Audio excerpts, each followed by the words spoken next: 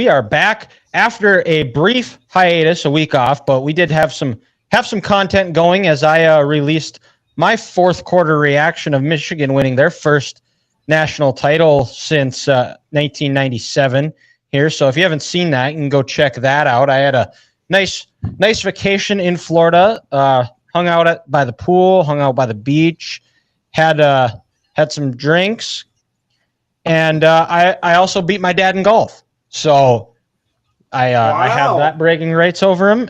It was and the thing about that is I've beaten my dad a couple of times now, and it was both times, the few times I have beaten him, it was neither of us were happy with the way we played. It was just I played a little bit better than less worse than what my dad did. You didn't suck as much. Exactly. There you go. That pretty much sums it up right there. Was I sucked the least, and turns out the Clearwater Country Club is a favorite of John Daly. I found out talking to the. So then he was not there. He was still over in England from the British Open. How many Diet Cokes? 2 rounds he played. How many Diet Cokes and cigarettes did you have during this round then too? Well, 0, because I have never had a Diet Coke in my life, and 0 cigarettes because I was not consuming any adult beverages where I would be to the point of inebriation where, you know what? Yeah, I'll take a heater right now. That sounds good. Gonna rip a dart? Oh, so you're not that kind of guy who, unlike Ethan, who won't admit this publicly, but whenever he has a glass of wine, he has a cigarette too. You're not that really guy, Dylan. Goddamn lie. I wouldn't have this ring on if he wasn't handed to say get out. You know what they you know what they say though, the drunk cigs don't count though. So if even if I did smoke them, I was drunk, it doesn't count because I was Grant means a cigar. inebriated. So yeah, cigar. Yeah. I have plenty of friends who smoke cigarettes. I don't judge. I judge. Do you? So do I. One of them. He's such an idiot too. He had esophageal cancer when he was younger, and now he's smoking cigarettes. So Anthony's not going to live to past the age of 50, but that's okay. You know that goes right into Dylan saying, "How does that cancer taste?" You know. Well, I'll let you know in 11. I'll let you know in 11 years when he's dead.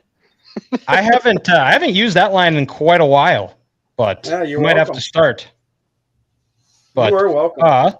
You know, right now we're still, things are starting to pick up here a little bit.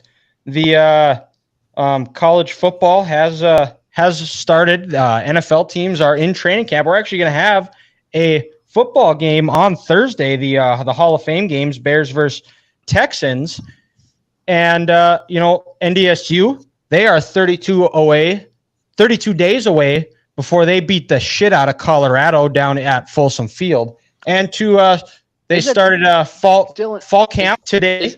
Is it technically like the same calendar day? Like, is it August 29th? And today's July 29th? Yep. It's exactly 1 month. So technically, like on the calendar, it's the same month. The same 1 day. month. I counted the day. I counted the days actually yesterday to make sure that I had the exact days correct. We're both right. It's just we're right in different questions or contexts. Correct. If NDSU wins, you damn well better know I will be the first one on the field in Dion's face. Deal. I'm holding you to that. Wouldn't put it past you. I would. Now, guys, question. That's good. That's good for this podcast. A good way to grow a good content game. So, Ethan, I'm holding you to it. You get arrested. You know, sometimes you got to fall. Sometimes you have to go back to go forward. Got to take one for the team, you know? Yeah. Now, I have a question. Yeah. Should we declare whoever wins this game, NDSU or Colorado, that is the way we say Buffaloes and Bison now? There is no in between. The winner of this game, I think it should be the winner of this game gets bragging rights on the name for that wild. It's always the Bison. It will always be, and there's not going to be a debate because NDSU is going to win. I've been on this train since this game was announced that NDSU is going to beat Colorado. I never agree with Dylan, but I'll agree with him on this one. It's a Bison. Oh, that's fair. That's fair. But I think we should have a little fun with it. And like last year when the Texans beat the Titans, the Texans get those blue uniforms. Like J.J. Watt said, the winner of this game gets the naming rights to that mammal. To that mammal. I mean, that's a big word for you, Grant. Jeez. I mean, it's a warm-blooded. We take 2 weeks off. What is a mammal? What is a mammal? Yeah, Grant. What is a woman, Grant? Well, a woman is someone who I'm not going to answer that because I don't know. Because women don't know what women are. Oh wow! What's a mammal? I do know that mammals are warm-blooded animals who have to have sex to recreate children. Wow! You listen to science class. Look at you! Bang bang! Look at what you! Is a woman? I don't know because you know what? It's up to the person to decide. That's what the internet tells me. That's what the internet tells you. And the internet is never wrong. Telling you exactly. They're I mean, depending on, there's certain things apparently that that Google apparently didn't happen, but we're not going to get into that. We're going to get into the meat and potatoes. Let me circle back to me. Also, how would I know what a woman is? They terrify me. Yeah. That is true. We're throwing it back to the times that we all met here. We were in college. Grant's got a couple of extra games he could throw onto this one from 2012 to 2015 here. So he had an extra year. Ethan and I both started at NDSU in 13, graduated in 15. I graduated from college in 3 years. Because I was just that good of a college student. These guys lived with me, so they can attest to how dedicated to studying I was. You mean laying on your bed, playing NCAA, and on your iPad next to you, having Friends of the Office on? Yes, that's a dedicated student. That's right. Hey, C's get degrees. I got my degrees. I think I've turned out somewhat okay. Well, you pay taxes and you have responsibilities at work and people trust in you, so you're doing something right. Or you're doing something wrong because you're working too hard and they're making you do the work for people who don't want to do it. That's up for debate, up for discussion here. We're not going to have that now. It depends on the day and how you're feeling and what kind of mood something like that. No, I've learned in my new position, it doesn't matter how I'm feeling. It's like, I have to get stuff done. So that one guy says on the internet, sometimes maybe good, sometimes maybe shit. Yep, exactly here. So we're going to get started here. We're going to rank the top 5 games from when we were in college, and this can only be when we were students enrolled at NDSU. So Grant from 12 to 15, Ethan and myself from 13 to 15 here. And over this weekend, some people can chalk this up to dedication or boredness, or in my case, how single am I? I came up with a short list of 10 games here. We won't talk about all 10. We'll just do the 5. But there was a lot of good ones on this list. And, I thought right away when I came up with the idea that we're going to do this, I thought that, man, trying to think of 5 games is going to be tough. And I started kind of going through, and then a lot of the games are still on YouTube. So I was able to kind of go back and watch them and form my list from there. But, I'll start here with 5 and then we'll go around. But my 10 through 6 games here are the 2013 game in Brookings, the NDSU versus South Dakota State game, the game where NDSU held South Dakota State to negative 32 yards rushing. That NDSU won 20-0. It was a game that was 7-0 in the first half, but it never felt like NDSU was ever in jeopardy. There was maybe one time South Dakota State crossed midfield. That was how dominant the NDSU defense was that day. Zach Zenner was shut down, and just a dominating performance by the Bison. Number 9 is going to be Chris Kleiman's first game, NDSU at Iowa State, where there are a lot of questions. NDSU just graduated the winningest FCS quarterback of all time. Craig Bohl had left for Wyoming. Nobody really knew much about Chris Kleiman or Carson Wentz, who was starting at his first game. But NDSU still had a lot of talent, especially on the defensive end. It was a question, new coaching staff, new quarterback, a lot to figure out. And I remember looking at predictions, and a lot of people picked Iowa State to win 34-14. And right away, it started out that way, like, oh, Iowa State is going to roll. Grant was at this game, and NDSU got down 14-0. Then John Crockett happened, and then an interception. And then after that, NDSU scored 34 unanswered and rolled to another FCS win. And then number 8 is FBS. FBS. Thanks.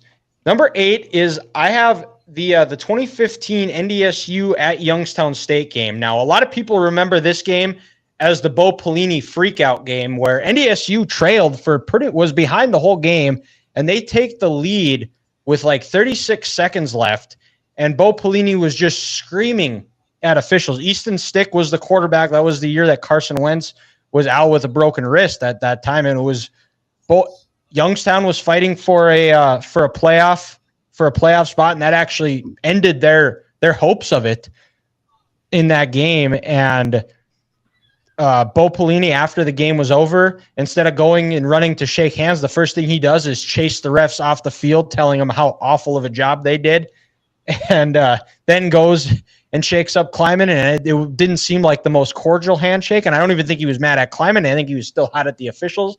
And then watching the press conference, most head coaches, when they go into these press conferences, they kind of give their overall thoughts of the game. Pelini comes in, slams the door, just goes, "Go ahead." And then he just starts grilling the media. "Well, let me ask you, what'd you think about that call, huh? Did you think it was good?" "Well, Bo, there's more than just the official." "Well, yeah, you're right. We played like shit on special teams." And that's about as much as he talked about the lack of how they lost the game. It was more so just blaming the officials. And then number 7, I have the NDSU versus UNI game in 2015 in the playoffs, where it was Easton Stick was still the quarterback. It was the quarterfinal game. It was a 11 o'clock game. NDSU beat UNI earlier in the year on homecoming, which is an incredible game. And NDSU, they were down, I believe. They were down 10-7 at halftime. And then Bruce Anderson had his second kick return touchdown for of the playoffs that year. It was UNI had him wrapped up, and he just spun around it, and all of a sudden he was going down the sideline and scores. The defense was lights out. It was sealed by a former walk-on, Brian Schatz, safety in the end zone. And NDSU had beat UNI again for, at the time was NDSU's biggest rival. And then at number 6, I have in the playoffs here, and it is the NDSU versus Coastal Carolina playoff game in 2014. Coastal the year before came in, got the doors blowing off them in the Fargo Dome, couldn't handle the sound. You could tell that the experience from the season before helped Coastal, where they came in and they moved the ball up and down the field. That was the first time in the 3 years prior that an opponent against NDSU scored over 30 points in that 4-year run of national championships. And NDSU actually found themselves down late, and a late drive, John Crockett had a 40-yard run that put them ahead. They go for 2 to get up by 7, and then Colton Heagle seals that game with a pick. And now we're up to number 5 here. And I'm going to stay. Talked about the playoff game. Now I'm going to go to NDSU versus UNI in 2015. It was homecoming. UNI jumps out to a lead. The year before, they ended NDSU's winning streak that I can't remember how many games it was, but UNI won 23-3 in the Unidome. And NDSU, and third play of the game, UNI hit a deep shot and just quieted the crowd. And then NDSU, they struggled to move the ball. Carson had his first pick of the game, and they found themselves down 14-3. And then NDSU scores right before half. And then they actually are driving the ball to start the second half, and they lose, or they turn it over. It was one of those games that it felt like NDSU trailed, and then they were finally able to kind of seize momentum back after half, and then it was just a seesaw of a game of one team took momentum, NDSU answered right back, and whoever was going to have the ball last did. Carson threw just a drop in the bucket that was just his first throw. It was like, wow, that's an NFL throw right there to Darius Shepard, who only played in the second half because he had a shoulder injury and the injection they gave him was only going to last for a half. So they only had him play the second half. And then right after that, Aaron Bailey goes 75 yards. Then Carson fumbles, and the NDSU defense is able to hold them to they shank a 38-yard field goal right with about 2.5 minutes left. And then that final drive, it wasn't easy for NDSU either because it was a 3rd and 20, and then they had to convert a 4th and 8. And then they go hurry up and had a couple of big plays to Urzendowski and Vra. And then they got to I think it was like the UNI 18. And then there was the throw that it was like, oh, Carson Wentz is a different animal. This guy is going to be playing in the NFL. Like, it took him from the conversation of he's going to be a 3rd, 4th round draft pick to like he's either a 1st or 2nd round draft pick in the corner to Darius Shepard. One of the loudest times I've heard the Fargo Dome. And watching back some of these games, guys, it truly was the golden era of the Dome because that was when the fans were fully engaged. It was always a sellout. And hearing the crowd erupt when he hit Shepard for that go-ahead touchdown. I remember being on the field when I was hosting officials, and it was like, you almost had to like plug your ears. It was deafening.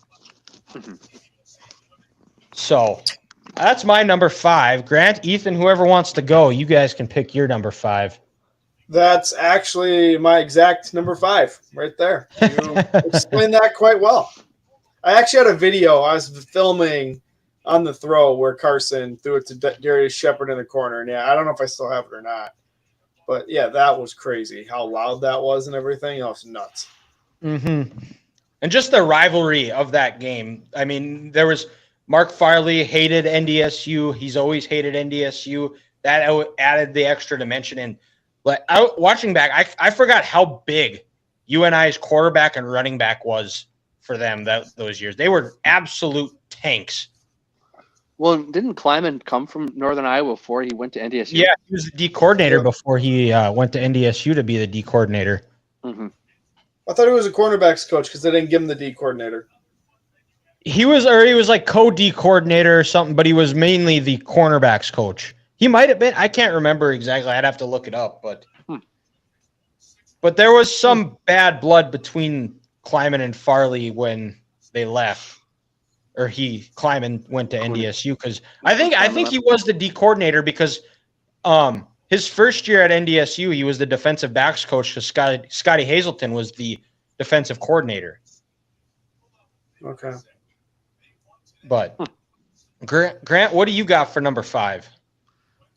So actually, we're going all the way back to 2012 here, boys, and this game it was not a great game at all. But it was just a memorable day in this aspect where it was my first game at the Fargo Dome, and it was against Incarnate Ward. Like I said, in 2012, we absolutely beat the brakes off these assholes. I think it was like 66-7. But like I said, it was the first game there. We're waiting in line for 2.5 hours to get in the door, trying to get as close to the field as possible as you can sit, and then just experiencing the Dome for the first time.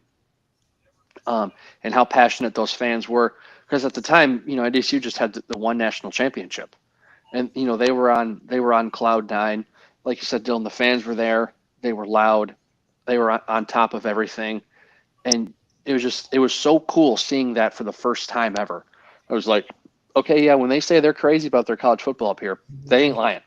It's not the FBS, it's not the South, where they have that reputation, but seeing that for the first time was cool, and just an absolute dominant performance. But I'm not going to remember that. I'm just going to remember the pageantry and the leading up and everything to that game. And it wouldn't have been Incarnate Word. Was it? Or maybe they played in that second game. It would have been in 2012. It was the first game. I can't remember. It was like I remember it being a night game. It was like it was Robert Morris. That's who it was. That's who it was. They beat them 52-0. Yeah, beat the brakes off those guys, but still just and Incarnate Ward, that was the second game. Though Prairie View A&M. God, why? Whatever. The first 2012 first game, it was crazy. All right. So I guess we could go snake style. So Grant, what do you got for 4? Again in 2012, but it's the Wofford playoff game. You know, Dylan. Oh, great choice. The Grant Olson special. Was it 30? Was it 32? 36? 34 tackles. 34 tackles in that game. I mean, he was just all over the field. It was a tough physical game. It was back and forth, and that was the first playoff game I saw in the dome. And I thought that first regular season game was special. Well, this was a whole different level. Like, this is the first time I've ever experienced any playoff atmosphere in my life at a upper echelon sporting event. You know, the highest level of playoff competition I've seen was when Ethan and I went to the Twins-Yankees game. And just like in that instance, when you walk in the building that day, you could tell it was playoff time. And that stadium was just different. And how could you not remember Grant's 34 tackle performance? I mean, he was just everywhere on the field. And it wasn't like he was jumping on piles and NDSU was giving him credit for a tackle. No, he was there. He was on the ball carrier, and it was just something to see. Yeah, well, and the defense actually pitched a shutout that game because the one touchdown Wofford scored was was a pick six. Mm-hmm. And that was and it was, you know, and Wofford was a team at the time that ran the triple option.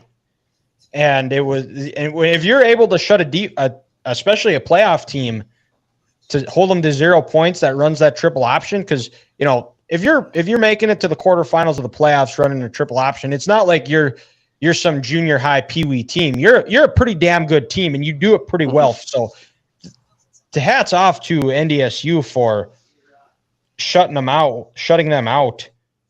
And see what I got. See if I can see if they show his tackles. Okay, there we go.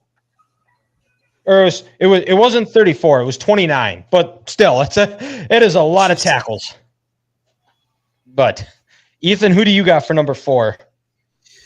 I think this is the day we all learned what your vertical was. NDSU versus SDSU in December in the playoffs.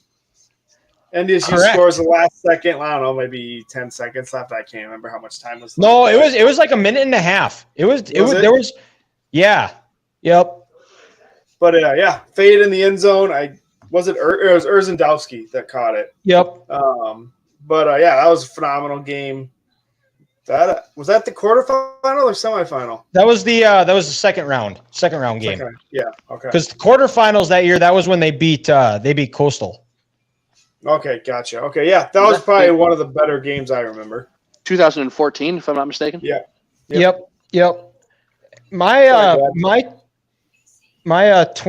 number 4 is also against Northern Iowa back in 2013. That was after Kansas State. I think everybody knew that once NDSU, if they beat Kansas State, there was one game left on their schedule that made people nervous, and it was Northern Iowa. And I believe NDSU was number 1. Northern Iowa was 2 or 3 in the country at the time. They had David Johnson as a running back. Xavier Howard was a D tackle for the Chiefs. Just an absolute mammoth. Had a heck of a day. It was disruptive all day for NDSU. NDSU really struggled to run the ball, and this was the one game in my list that I wasn't able to find on YouTube. And I was really disappointed because I remember watching it a few years back, but the game couldn't have started worse for NDSU. As they get the opening kickoff, their All-American Marcus Williams fumbles the kickoff. Bison defense holds them to a 3, and that wasn't even the first first fumble on a kickoff that they had that day, because in the second half, NDSU got down 23-10, and the defense was able to hold them. The 2 turnovers, they were able to hold them to 6 points, and with about 10 minutes to go, NDSU had about a 4th and 6. And they were kind of at the point where it was do or die. They didn't have a choice. They had to go for it. They hit Zach Vrau for a touchdown. And then the defense goes and gets a stop. And then NDSU takes the lead with about 3 minutes to go, I remember. Sam Ojiri scores the go-ahead touchdown. And I just remember watching that. And the whole of the offensive line made. If you've watched the league, it was bigger than Andre's sister. You could have driven a truck through it for how big of a hole that was, especially considering the circumstances. And then UNI goes 3 and out, I remember. And then they punt it, and I was like, that's kind of weird, but they had all 3 timeouts. And then NDSU gets the ball back, and they actually go for it on like the UNI 40 here. It was kind of in, or maybe it was a little bit closer. It was kind of in a gray, that no man's land area. If you kick it, you give them a short field, or you punt, it's too close to punt. And UNI stops them. And then the first play, Northern Iowa tries to go deep. And this was the play that put CJ Smith on the map. Is he on a fader out goes up and catches the ball and ends it. Another one of those moments where it was, the Fargo Dome, that game, it wasn't a playoff game, but it truly felt like a playoff-like atmosphere. It was one of those games. I remember looking up on a 4th down, and when we do the 4th down, the entire stadium was doing the 4th down, and it was like, this is Division I football. And it was at that time, it was just another game where NDSU probably didn't have any business winning, and they just found a way to gut it out and pull it out.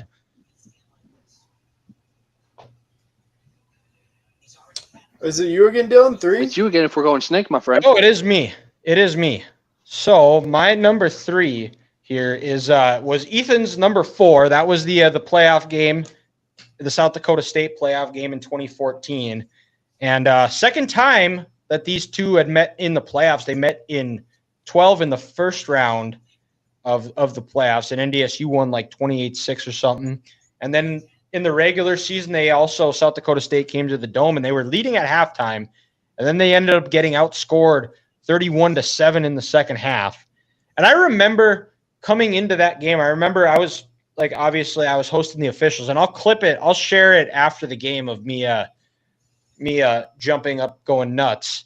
But I remember walking in to South Dakota State walking into the Dome, and there was, they were about as locked in. You could have like given them made a funny face at them. They were stone cold. They were locked in. They were ready to go win, because at the time this was probably South Dakota State's best team. Austin Sumner had all the quarterback records. Zach Zenner was a tremendous running back. He actually went and had a couple of years in the NFL. I think I want to say he's an NFL agent now. They had never beaten NDSU. So this game was personal for them. It was going to be their last chance. They wanted to end NDSU's dynasty, and they couldn't have thought of a better way to do it than doing it in the Fargo Dome. And before you know it, though, they found themselves down 14-0. And a theme of this game that I think a lot of NDSU fans remember was how horrible the officiating was. The amount of pass interferences, which got SDSU back into the game, because right after NDSU went up 14-0, South Dakota State threw an incomplete pass, and they got bailed out by a questionable pass interference call. They were able to go down and score, and they tied up at halftime.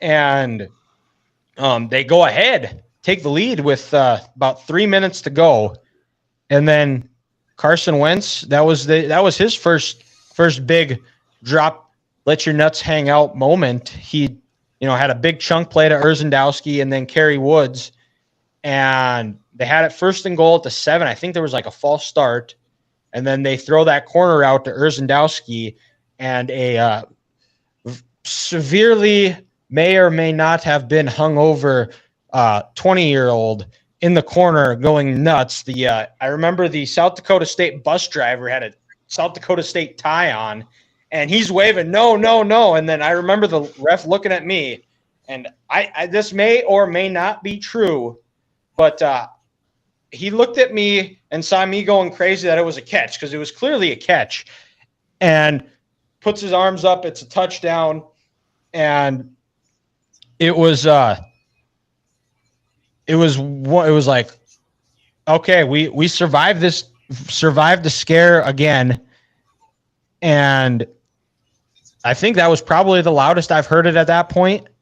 And I just remember the officials after this game. I can't remember where they were from. They were like from the Ohio Valley or like the Big South. I want to say it was whatever Sam Houston was at the time.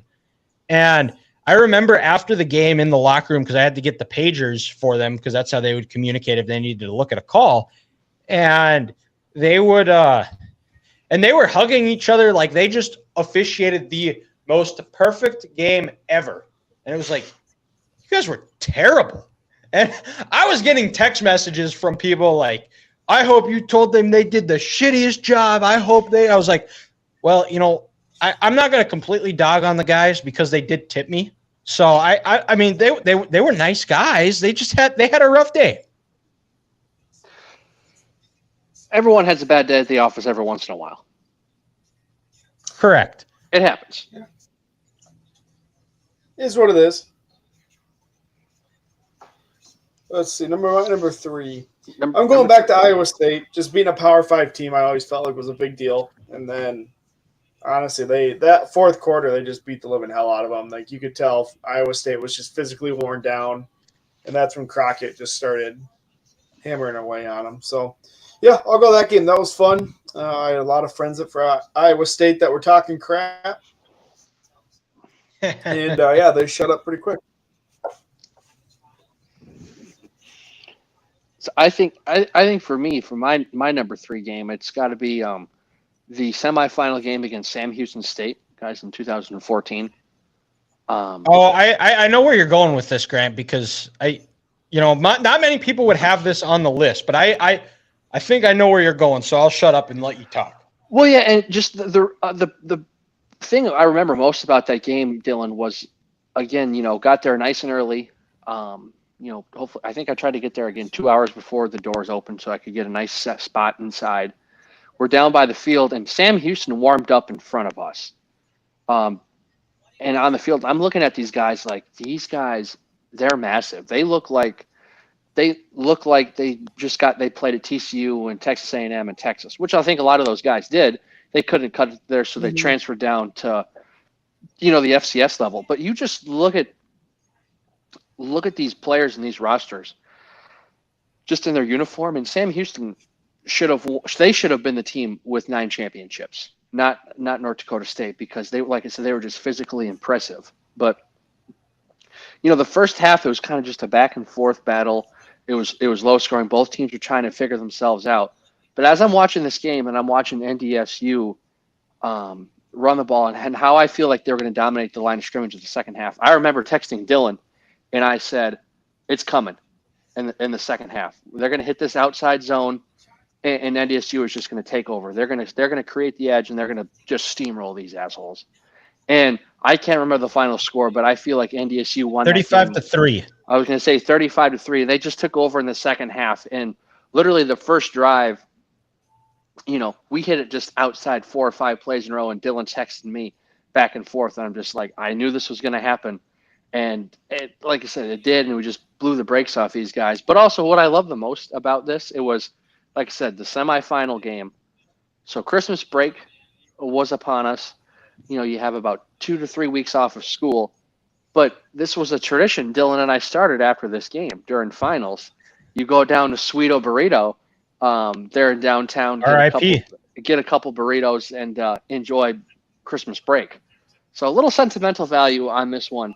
NDSU kicking ass, me calling it halftime, and Dylan and I started a thing where we're going down to Sweeto after the end of finals to get a little late night snack.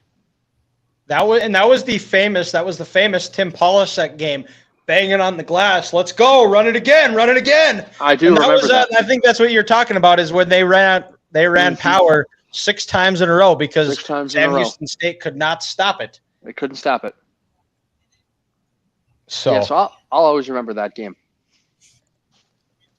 now what do you got for 2? Number 2, Dylan, you did a damn good job talking about this game earlier, but it would be that UNI game from 2013.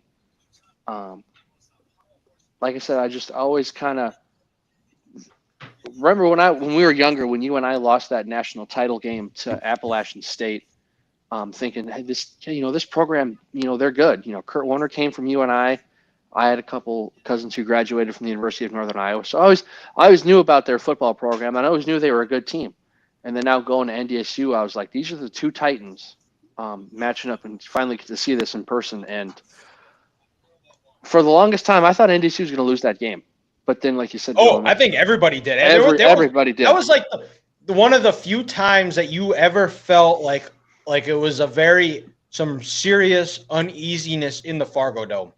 Correct. And then to your point, like the touchdown in the 4th quarter to take the lead, with the combination of the fans absolutely losing their mind and the fireworks, I would have thought it was 150 decibels in there.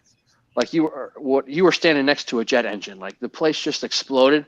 And after that game, I remember I was emotionally drained, and I just watched it. Like I wasn't on the field and I wasn't playing. I wasn't a coach or anything like that. After the game, I just remember because that was when I lived right across the street from the Fargo Dome with Caleb. I went back to my apartment. I just laid on the couch and I just kind of became a vegetative state because I was like, oh, that was exhausting. And I just watched that game. I can't imagine playing in it, but it was just 2 Titans going back and forth. And when and that was the first time I was able to see you and I play because freshman year, NDSU went down there. So I didn't see those guys. That was the first time seeing them play. And I was like, this is everything it was cracked up to be. And that was awesome. All right. I'm going to do another Power 5 game. I'm doing Kansas State. That was kind of the first game. Oh. That was like God, I want to say that was the first weekend I was even at that was, NDSU, yeah. Actually. Yeah, it was. It was. Yeah, for whatever reason, I was back home, so I don't think I had gone up to school. It was Labor Day weekend. Yeah, so I don't think I was up there yet. So that was like my first experience, like watching like NDSU and like cheering for them. So yeah, that was. It's like, wow, okay, these guys. It's gonna be pretty freaking cool going to these games. And this is when like the tickets were. You get up at 6 a.m. to get the ticket, or you're screwed. You're at like 3,000 on the wait list. Like, hell of a lot better than it is now. Three different browsers, 3 different types of technology open. You had You were downstairs in the computer lab. You had your computer. You had your phone. You're just hitting refresh. Oh yeah, literally. I remember those days. The nerdy. You were in there like 20 minutes early. You were just hitting refresh every couple of seconds, like come on. And then as it got closer to like, it got like 7:55, it started real kind of slowing down. 7:58, it really started slowing down. And then you're watching for like 7:59, 58, 7:59, 59. And then 8 o'clock hits, boom, refresh all 3. And then it was like, reserve, done, yes. Yep, that was more stressful than any class, any test, anything like that. Yeah, that was awful. That was. But yeah, why that was study for tests when you could? The Bison are playing UNI on Saturday. Right. But anyways, go ahead. Talk to us about it. Oh God, I just remember the last drive. What was it? 15, 16 plays, something like that. 18 they just kept plays, 80 yards. 3rd and 4th downs. Yeah, it just kept going. Like, it felt a lot like the drive versus Iowa a couple years later at the end, where Stick just kind of ran for 20. Like, it was just constantly just running it down their throat. I mean, Zach Vrock had a couple big passes over the middle on that drive, but they just kept extending it, and it just seemed like it took like 8 minutes or something. It was just crazy, and like even the announcers were like shocked that this was happening. Like they didn't even believe it was going to happen. And then I don't know how many seconds were left. It wasn't very many. Jensen It was pushes 30 it seconds in. because And it started. that's started with honestly kind of, I feel like, when people started taking 30. Yeah, I was going to say it wasn't very much. But I really feel like when people started taking NDSU seriously, it was like, That's okay, what got them the. granted, That's what yes, got they game just day came to off, come I to think it was a Chicago. Sugar Game day. Bowl, Kansas State. The Fiesta. Yep. They won the Big I think 12. they're coming They off the won the Sugar Big Bowl 12. Colin Klein. Colin Yeah, Klein, and I get, granted, you lost your Heisman runner-up or whatever it was, but still, like, that's not Tyler an easy Lockett was place on to that play. team. Yeah, like they were freaking good, And it we was like just went in there 150 degrees outside. yeah, I remember like, we that. just beat the shit out of them. That fourth quarter, same thing. You just lean on them. Well, you're not Yeah. ready for that. You're not ready for that NDSU power until you see it. And Yeah. even when you see it, you're not ready for it. And then it just lean and lean and lean. And eventually By the time you've seen it enough, it's like you're already done. You're exhausted. Yep. You're already beat. But my is it my turn for number 2? Right? Yes, it is. Yes, it is. Okay, my number 2 is I'm going to go with the national championship game in 2014, NDSU versus Illinois State. It was actually also the Missouri Valley Football Conference Championship game because both teams had a share of it, but they did not play in the regular season. Illinois State going into this season, they were. I think a lot of people thought they would be towards the top of the valley. They'd be in that top 4 after South Dakota State, NDSU, and UNI. But then they land an Indiana quarterback in the name of Trey Roberson, who comes in to play quarterback, and that gives them the edge over kind of got them, propelled them, put them over the top, and made the difference of how they got to Frisco, because they actually beat Northern Iowa in the quarterfinals they beat Northern Iowa in the quarterfinals to that season, knocked David Johnson out after they lost to him in the regular season. And I don't know, rewatching it, it was a lot tighter than what I remember. It felt like NDSU controlled it for most of the game, but then Illinois State had a couple of big plays right when they were about to be dead that they were able to brought them back to life. I remember the James O'Shaughnessy, who played in the NFL for 5 or 6 years. They had him wrapped up on the sideline, and he broke through, scores a touchdown, and then with about a minute and a half to go, Trey Roberson broke a long run to pull ahead 27-23. And this is where it gets interesting, because I had forgotten about this before I rewatched it, but I forgot after Illinois State, Roberson scored that. Illinois State went for 2, and they didn't get it. So the score stayed at 27-23, excuse me. And that was another legendary drive. I mean, that 2014 playoffs had some memorable games, other than the Sam Houston one, which if you're a football purist, like some of us, like we would like to consider ourselves, that Sam Houston State game was a beautiful game too, just the way NDSU just took over in the second half, just body left, body right, just muscled them. And, it was the Carson Wentz, RJ Urzendowski show. But they are the only people that accumulated any stats on that drive. 6 plays, 78 yards. RJ had 3 catches for 73 yards. Carson finished it off with a 5-yard run. And I remember watching the post-game press conference, and Polasek was up in the booth, and he was already celebrating because he knew it was a touchdown when Illinois State came out in the defense that they were in. And it was a power left. He scores. And I remember him jumping up and down, throwing the ball in the air, and my mom going, "Oh, they're going to win again. They're going to do it." And my dad and I go, "I don't know. I don't think we can count this Illinois State team out, because they've just shown that they can explode at any moment." And, we talked about, them missing the going for 2 to try to make that a 6-point game. NDSU actually had the PAT blocked. So if UNI gets that, it's 29-29. And, that game potentially goes into overtime. Mm-hmm. And with Illinois State was moving the ball. I think they were about midfield. And Esley Thornton, another guy, when you think of think of being a Bison. Esley Thornton's one that comes to mind. He was a quarterback out of Bismarck High, had won 2 state championships, was supposed to be the next guy. And he lost the backup job to Carson Wentz. And it could have been easy for him. He could have transferred. He could have left. He could have just gone on and done whatever. But he went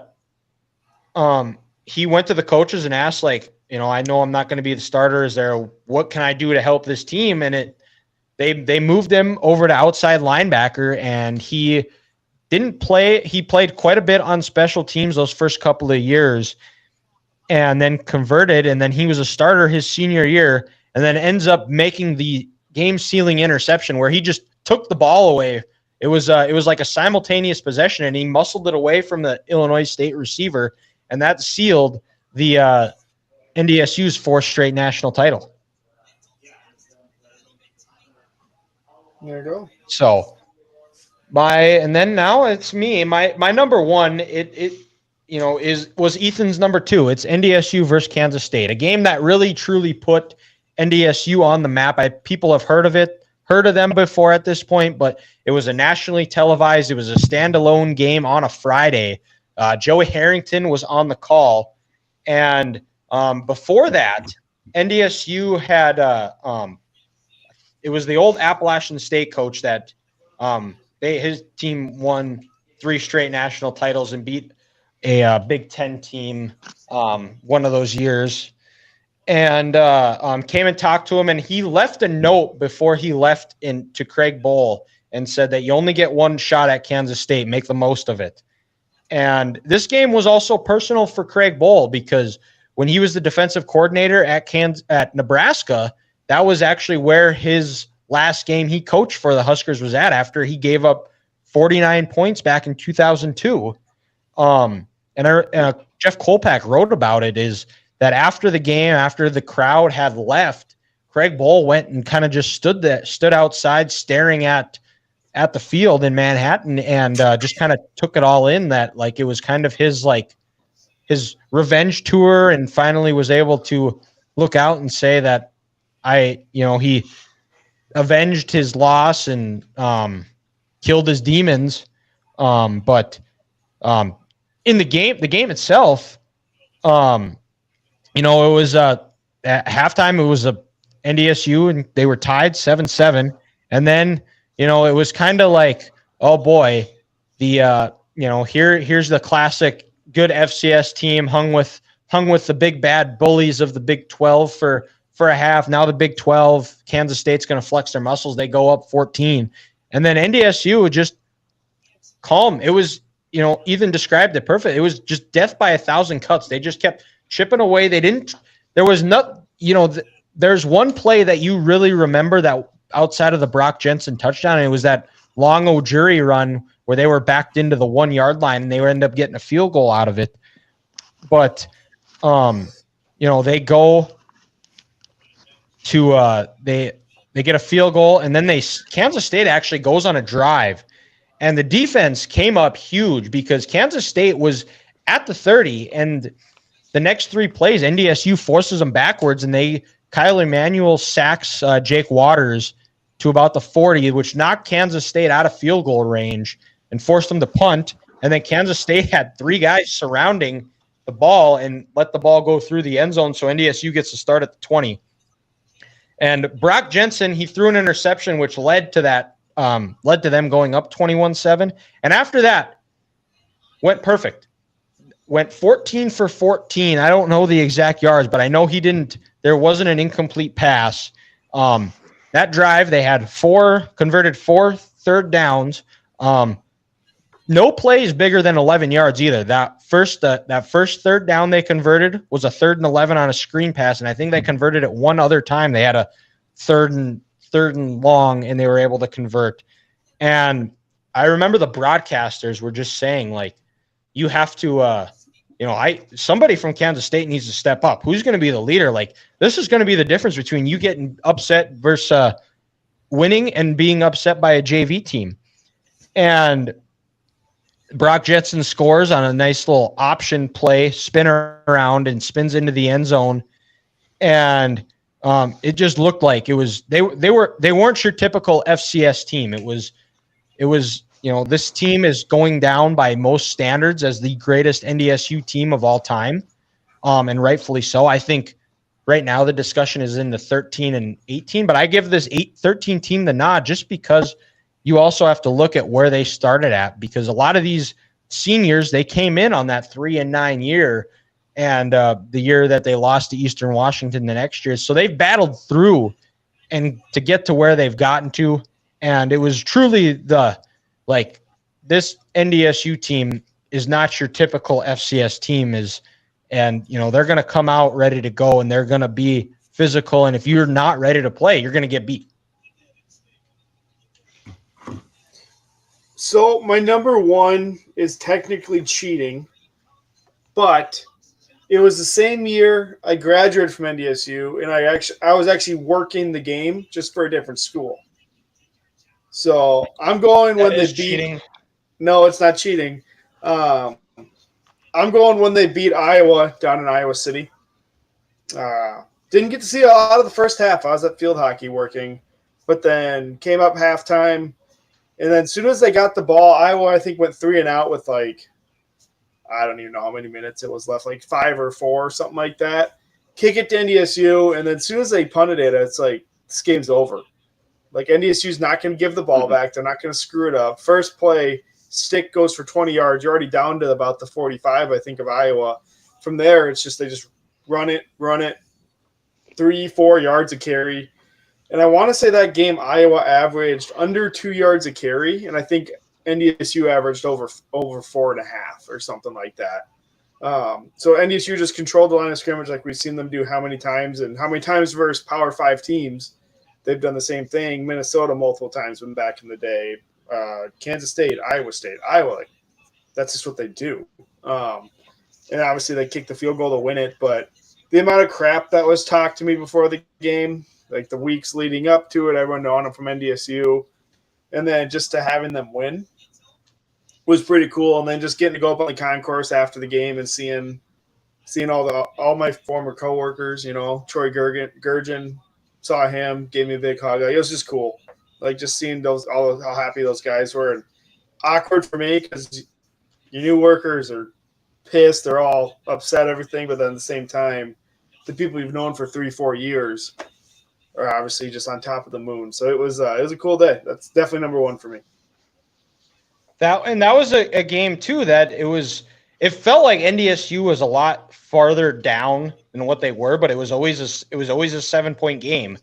And that the game, Iowa got the ball to start the second half, and they take it down to the 1 yard line, but it gets called back for a holding call, and NDSU was able to tie it up, and then Iowa goes down. And I Grant, you and I have talked about this with this game, that if NDSU doesn't go for 2 after making it 21-20, I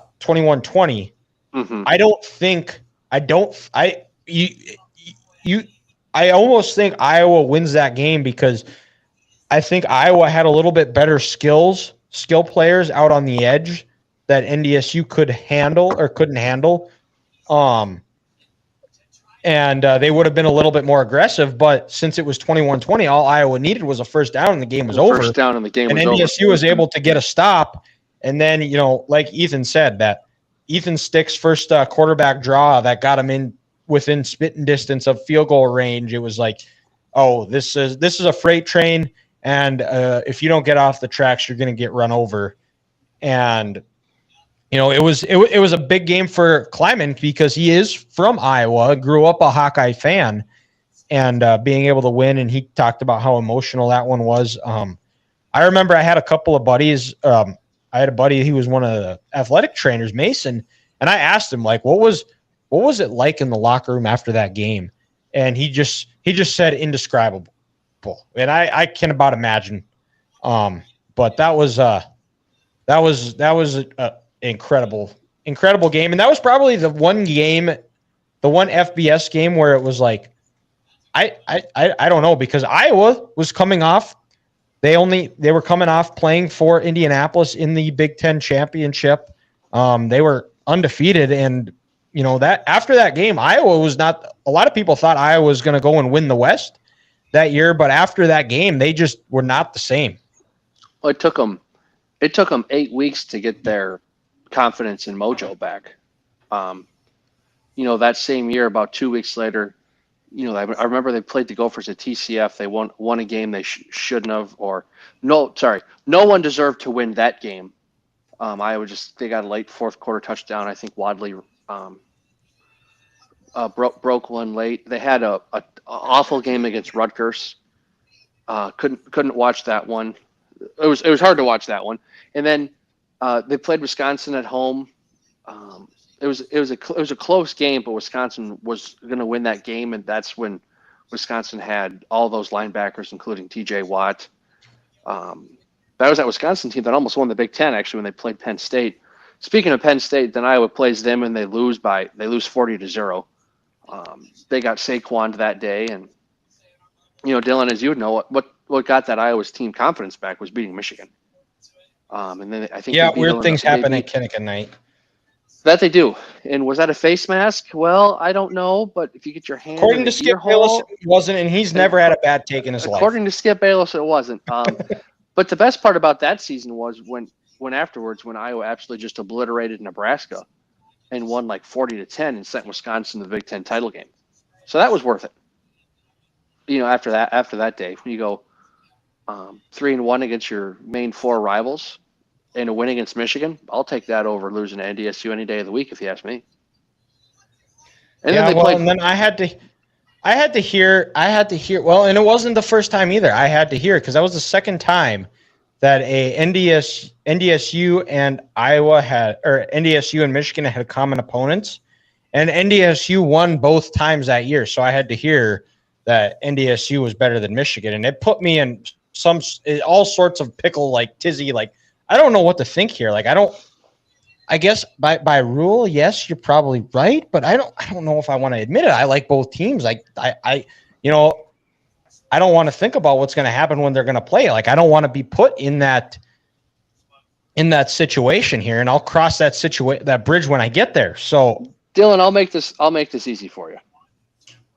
NDSU doesn't have the bodies to compete with Michigan in October or November, so don't worry about it. If they played then later in the year, like how they said that 13 team could win the Big 12, that's not going to happen. Just because with the lack of, so you'd be just fine.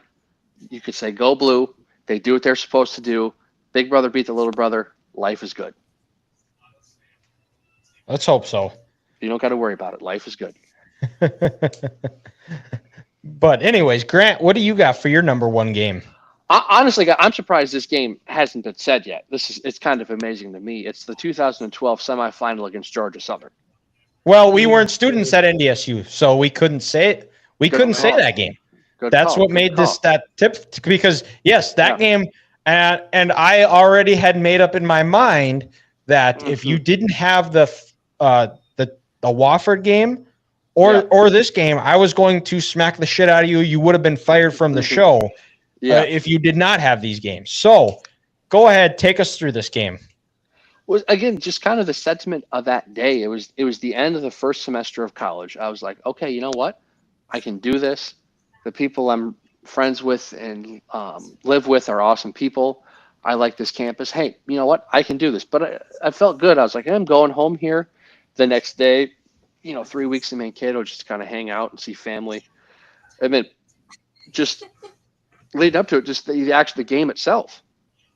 Just a back and forth affair. Jarek McKinnon was on that Georgia Southern team playing the quarterback, running the triple option. They had a couple of guys that played in the NFL. I remember that they had that nose tackle was an absolute beast. I can't think of his name. I think it was like Russell or something. And was this the same Georgia Southern team that beat Florida, or they beat Florida the next year? This was the team that ran for like 350 yards against. No. Yeah, I think it was the same team that ran for like 350 yards against Alabama. Yeah. And just seeing that triple option in person and to work to a T like that, it was just something special to see. And then, like I said, just a back and forth affair. And Georgia Southern's going down the field at the end of the game to kick a field goal and win the game. And I'm thinking, oh boy, this is gonna be mayhem. if they make this, like hearts are going to be ripped out, and then the kick is up and it's blocked, and like I said earlier, Dylan, just the euphoria that is the Fargo Dome at this point in Bison football history was just a noise that I've never heard before, and it was just truly incredible. And after this, you were like, yeah, they're going to the national title game, and they're going to win by 30 points. It was like this was the national championship game, and going down to Frisco was just a formality. It was more or less, it was like, are they going to cover the spread? Because they're going to absolutely dominate whoever they play. Well, and it was another a drive, a Brock Jensen drive that it was a fourth down. They run QB power, and another one of those loud Fargo Dome moments. Mm-hmm. And actually, I looking up, they did not.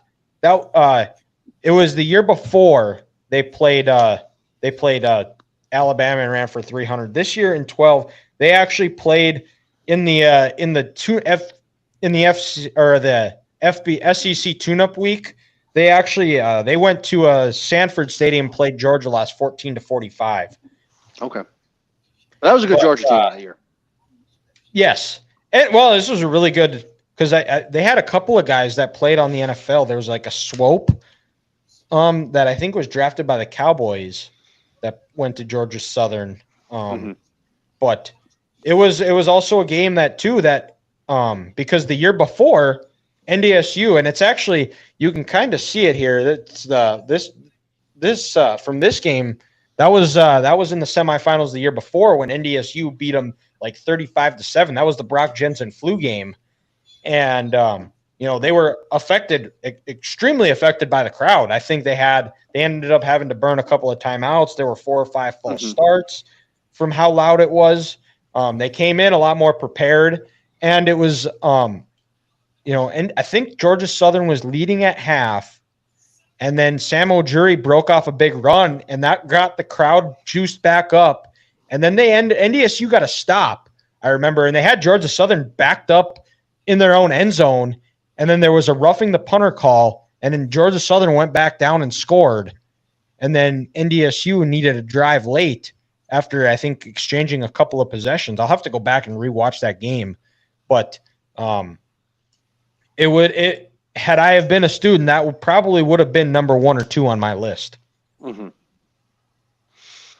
But that I think that wraps up our top 5 games of our collegiate careers. We hope you guys enjoyed it. And before we end the show here, Grant, you got curveball of the week here. So what do you got for us?